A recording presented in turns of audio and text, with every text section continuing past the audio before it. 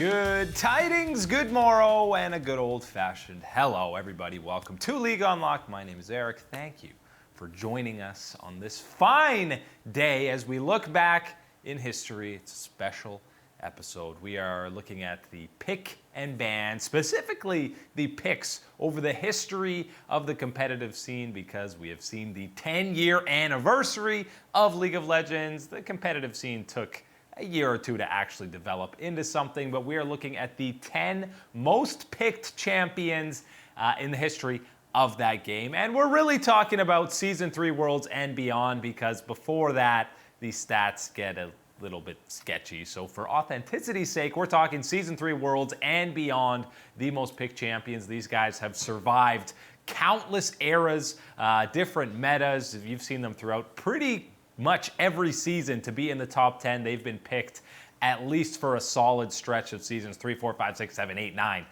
So you know that their kits are either perfectly made or completely busted. We'll leave it up to you guys for what you decide it is, but let's go 10 to 1. And these aren't just, these are solely most picked. Pick, ban, banned is something we'll talk about as well, but these are just most picked. And coming in at number 10, it is the little piggy that's actually not so little. It's more of a big boar. It is SEJUANI, who has been a staple jungle pick basically ever since she hit the Rift and debuted into the game. And there's going to be a growing theme here that you see in a lot of these champions in the top 10. It's heavy CC is good. Doesn't matter what the meta is. It works pretty well for pretty much any champion that you're going to have.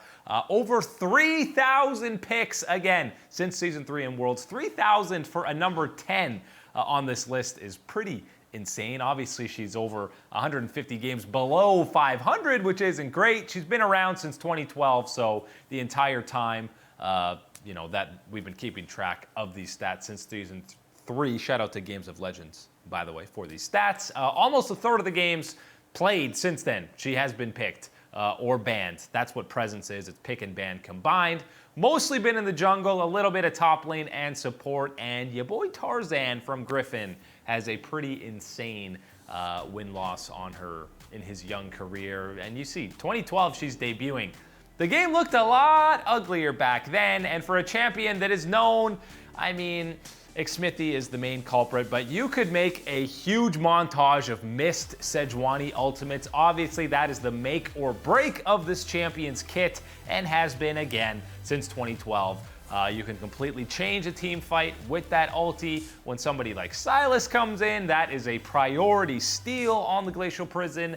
And of course, again, you could make just an absolutely fantastic montage or low light reel of people missing ultis. It doesn't matter if it's a world championship, a domestic region, a minor region. The very best pros in the world are bound to whiff at least a couple of SEJUANI ultimates, which is why we got to give our boy Xmithie a break. But whenever tanks roll around, you know, numero uno in the jungle, whenever it's Cinder Hulk becoming back into the meta, or whatever tank item was strong at the time, SEJUANI was almost always there as a top 3 pick that you're going to be running in the jungle, and there's no real reason to think that that's going to be changing anytime soon. As long as she has that ulti combined with another CC and a gap closer, she'll be there at the forefront of the meta. Let's go on to number 9, and it is a character that is synonymous with the face of League of Legends. It is RYZE, and no matter what Riot does, no matter how many times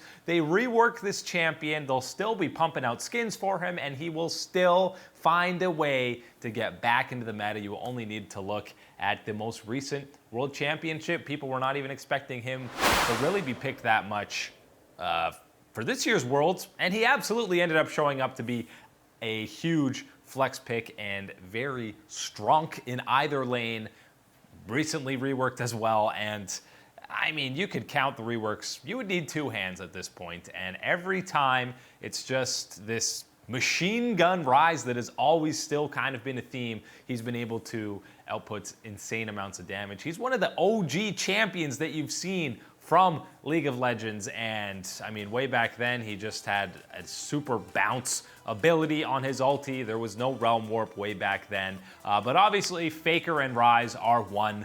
You've seen countless videos. He's represented by RYZE. He's one of probably the best RYZE player of all time. He actually didn't have the most games played there, though. That was Xiaohu, but I mean, RYZE is just a pick that's always going to be there because he does so much damage, and with, you know, new runes like Phase Rush working so well on him, giving him extra mobility. As long as you have the insane amounts of damage combined with that snare that he's had in different capacities. It used to be just a point and click. It was never really a skill shot, but you had to combo it for it to work. As long as he still has that and tons of damage, he's always going to be there in the meta as well. And I mean, Realm Warp only added more mobility and really just another tool on his tool belt that involves the rest of the team and something that you can take over the macro sense or objectives in the game. So they keep trying to kill RYZE, but he keeps on coming back even stronger. And that's what happens when one of the founding members, that's their gamer tag. RYZE is always going to be there. We're still waiting for Tryndamere to make this list. Spoilers, he did not get even close. And as we go to number 8, you have one of the really the original support carry where you felt you could play support and actually take over games, and that is THRESH. When they initially announced THRESH as a champion, it was kind of like, whoa. He was one of the first crazy kits where you had so much potential for outplay, and he continues to be a champion that is so difficult to master and play at the highest level. It's kind of like what you have with Lee Sin for junglers, where to be a world-class jungler, you have to be able to play Lee Sin at a high level. Absolutely the same case with THRESH. And when he's played well, you can see in the win rate, he is a disgusting champion, 51.6%. When you're playing over 3,300 games, that is absolutely insane. And he is the champion that has the most in just one role that we're going to talk about on this list. I mean, he has one top lane game, and that was obviously a troll game. He's always going support. He's not really role swapping around. He was meant to be a support when he was released. He has stuck to that role throughout his entire existence, and I'm very happy to see that. And over the years, we've seen new mechanics develop with him. In Season 3, it was groundbreaking to interrupt skill shots or to interrupt dashes with the Flay. Now that is almost standard that you're expecting out of top tier players. Same with predicting flashes on the hook. Obviously, that's something that Mad Life truly brought to the forefront, and he really just opened up entirely new avenues on the champion. He must have been the most excited out of anyone when the champion was released, but it seems like for a couple of years, every new season, there was some new mechanic that people discovered on THRESH as a pick. And remember, early on, you could kind of buffer his Q. You could Q then flash. They obviously ended up taking that out, but THRESH is the most, or one of the most mechanically intensive supports that we have. And in at number 7 is maybe one of the least mechanically intensive supports that we have. The KENCH is always unbenched. It is Tahm KENCH, and I mean, RYZE, they reworked. Tahm KENCH, they just specifically hit with the nerf hammer time and time again, but he continues to roll his frog self out of the pick and ban phase and onto the Rift. And for Tahm KENCH, the fact that he's this high on the list for a guy that was released in 2015 is absolutely insane that his presence has been so high, 35%. I mean, all the big supports are comfortable with him. Core JJ and Mithy both have the most games played on him. And you remember for a while, he was so insane that you would even play him in the top lane. That's why he has 87 games played in that role. And I mean, this guy can be anti-fun. They nerfed being able to move faster when you have devoured an ally. You can't flash when you have them devoured. They've nerfed him multiple times. His shield has been nerfed, and his kit is just so inherently insane and forgives terrible positioning from AD carries that I can't see Tahm KENCH falling out of the meta completely. Yes, he's less of a staple now, but I think he will always be a pocket pick with somebody like Avaris because of that inherent safety that he gives to those marksmen. Coming up after the break, we continue counting down the most played champions, and we talked about crowd control being very important. That is the theme in the next group of guys. Ladies and gentlemen, boys and girls, we are back on League Unlocked looking at the most picked champions in the history of the competitive scene. We are on to the top 6. We got our first 80 carry on the list, and of course, well, not of course, you could probably guess a few different ones it would be, but it is Lucian, who is by no means the oldest 80 carry. I mean, he was one of the new wave and one of the first kind of new 80 carries that came in, and you thought, whoa, so cool, so different than the other ones. He has a dash, which now, of course, every champion in the game has a dash when they get released, but he kind of became the off-meta pick, not necessarily that he's like a niche pick, but he was a little different than other 80 carries because his range was so short. A lot of the time his item build path would be a little bit different, and he was just so lane dominant for the majority of his time on the Rift. And you know, a lot of pros in the bot lane, it's first tower wins the game, win lane, win game, and Lucian was definitely the prime example of that throughout the early days and in the current years that you're seeing him be played. The 2-item power spike that he gets is still one of the strongest regardless of what build he has. And how many pros have we seen talk about him as a pocket pick or just something you can pick again in any meta? Even if it's hyper carries, you pick Lucian to smash the lane and the hyper carries never get things rolling. You pick for the early game, well, that's exactly where he's going to thrive. Again, you get Black Cleaver or Bork, Essence Reaver, whatever. That's the other thing he has. He has actual diversity in his item build. Something like Caitlyn or EZREAL, you're building blue Ez and you're building full crit items on Caitlyn. You can go the crit route with Lucian, or you can kind of go with this Black Cleaver, and it used to be Ghostblade you could roll. His entire build path has definitely evolved over the years, and it has always had some diversity, more so than any other 80 carries, except for maybe now that Kai'Sa's been released. And by the way, give it a year or two, and Kai'Sa's going to be skyrocketing right into the top 10 here as well. But for now, it's Lucian here at numero 6. And number 5, it is a jungler who's also a top laner. It's not JARVAN the 5th, it's JARVAN the 4th, but he's in at number 5. And J4 has always kind of been a safe fallback jungler that we've seen people go to for, again, years. And it has to be years if you're going to be top 5 on this list, which is exactly where he falls. Again, the win rate just hovering around that 50% mark. He's been around for a very long time, and he was picked a lot in the top lane as well. As you can see, 751 games he's played up there, but for the majority of his existence, he has been a jungler, mostly tank, and when you were running top, that was more assassin JARVAN, where you were absolutely dunking the enemy backline. And don't forget, this guy has 2 different World Championship skins. We're going Season 1 with Fnatic and then Season 7 with this man popping off, Ambition, on that JARVAN.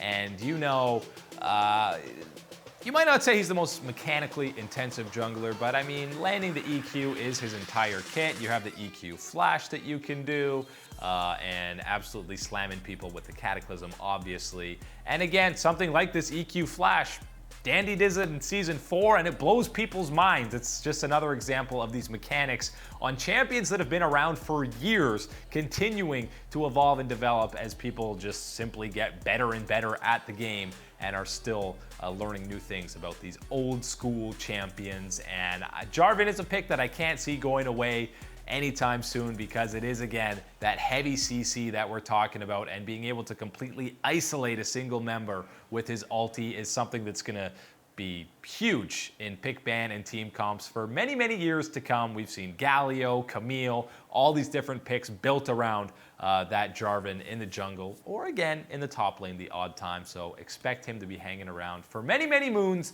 to come. Number 4, it's all about CC again, and it's another support. It is Alistar, again, an OG member of the Summoner's Rift squad, and heavy CC, the pulverize, the headbutt, and just the incredible tower dive capability that Alistar has with that ulti that just, you know, makes him invincible for, not invincible, but pretty much invincible, especially early on. He can just tank so many turret shots. And you see all of a sudden, these number of picks are accelerating quite a bit. We're almost at 3,900 now. 2009, 10 years that this guy's been around. And again, heavily picked as a support. The odd top lane or mid lane Alistar, you know, going full AP or something insane like that. But we're mostly talking about him as a support, and obviously you would say he has one of the most simple combos to run as a support, but how many times have you seen, not just in solo queue, but pro players mess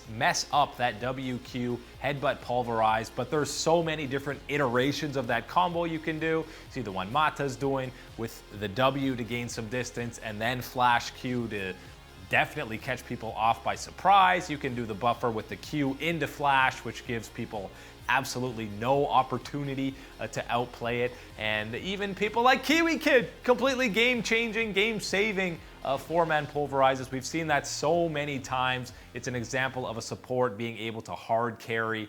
We've seen it in 2019, guys like Barrel on Damwon, and across the Rift, kind of similar to THRESH maybe. You got to be able to play Alistar if you want to be a world-class support. There's really a handful or a triumvirate of supports that you need to be able to play at a high level. And Alistar, I think we've peaked on what he's able to do. Everyone seems to have learned any possible different way to combo his abilities, and that is why he's in at number 4 and why he is such a scary pick on pretty much every support.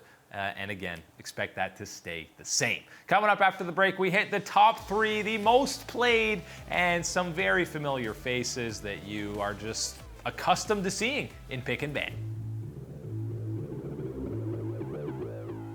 We are back, and you best believe that it is League Unlocked. My name is Eric as we continue this countdown of the most picked champions in the history of the competitive scene. We have reached the top 3, and if you aren't familiar with seeing these picks throughout the sagas and eras of League, then you haven't been watching many games, because they are staple picks regardless of the meta. Starting with number 3, the highest and most picked AD carry of all time, it is EZREAL. And why is it EZREAL? Probably because he is the safest AD carry of all time, and ever since that blue build EZREAL came from TPA's Bebe way back around Season 2, he has just been always a fallback pick. I'd like to compare it to Orianna in the mid lane, but really you're comparing Orianna in the mid lane to EZREAL in the bottom lane. We are now north of 4,000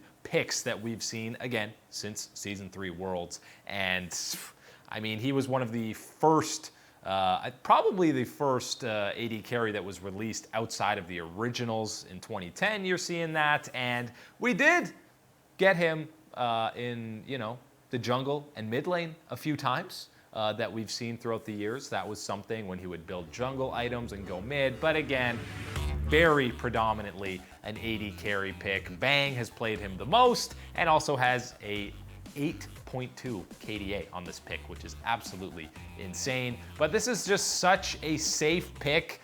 You can last hit with Qs. It doesn't really matter what the matchup is in the bottom lane. You can still safely farm, even if it's under turret. That Q just makes it so much easier to CS. And when it comes to team fights, I mean, you can play him as aggressively as you want. We've seen Uzi completely take over games, Bang in his prime on SKT, Deft. Basically, all your Korean AD carries have the most games played on EZREAL because you can completely take over a game. Of course, Doublelift has multiple pentakills solely on that EZREAL, but just the ability to be able to reposition so often with his passive combined with his arcane shift makes him, you can do so much and have so much diversity in his play style and what you want to do with the pick that he's going to be around forever. And the fact that you can utilize his build to kind of survive assassins as well, you can go Iceborne Gauntlet or the Trinity Force. He's just kind of got a unique skill set that no other AD carry really has, and that is why he is the most pick ADC of all time. Number 2 is not going to be an AD carry, but it is, I think, the face of League of Legends because he always finds his way back as an absolute power pick. It is GRAGAS, and he has gone through some incredible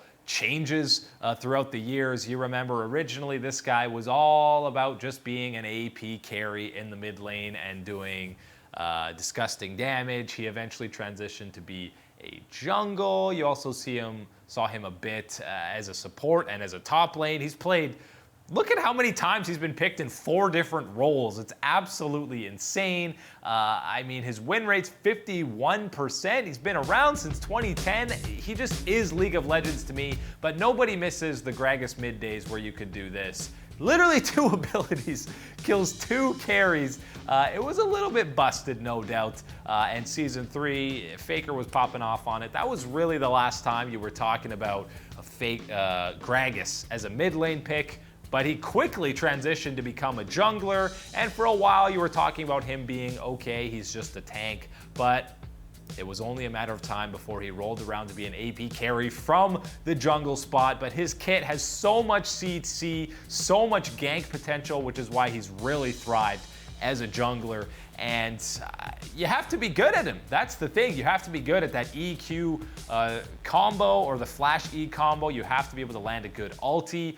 He has a very high ceiling when it comes to mechanics, and that's why you can really see the difference between a world-class GRAGAS player and a subpar pick. And that's, I mean, basically all of these champions that we're talking about, you have to be able to play at a high level because they are so at the forefront of the meta. And most junglers can play GRAGAS at a pretty darn high level. Mid laners not playing him as much anymore. And just like that, we have reached number 1 on our list. It might be a surprise for you. It might not be, but it is BRAUM. That's right, BRAUM. Maybe the least exciting champion that we have on this list. People are constantly eye-rolling whenever you see BRAUM picked or banned in Champ Select, and that's because it happens so much. He has 900 more games played than GRAGAS, who is second below him. 5,434 is absolutely insane, and for a guy who was only released in 2014 to be picked this often is absolutely ridiculous. You see those 67 games in the jungle, that is obviously during the funnel era when Jankos was the best BRAUM in the world, but his kit just counters so many different abilities. He basically has that Yasuo wind wall, and his Q, I mean, he has heavy CC and one of the most insane shields in the game. He just counters so many, not just lane matchups, but entire team comps. How do you run a poke comp against a BRAUM when he can just stick his shield up? We've seen it counter Jace, EZREAL, Ornn. It just completely nullifies a lot of these ultimate abilities, which is pretty darn good when it's out of a level 1 ability. And there's a reason that he's number 1 and Lucian was number 6. That 2-shot passive from Lucian combined with the concussive blows from BRAUM makes them still to this day one of the most insane bottom lane picks that you could ever see. I know people are not as excited to see BRAUM these days because, you know, he's not like THRESH or Alistair where he's making all these huge plays for his squad. He's much more of a peel support, and that is less exciting, but nonetheless, you can't argue he is a power pick and the most picked champion that we've ever seen in the pro scene. That's it today for League Unlocked. My name's Eric. Thank you guys for hanging out. We'll catch you next time.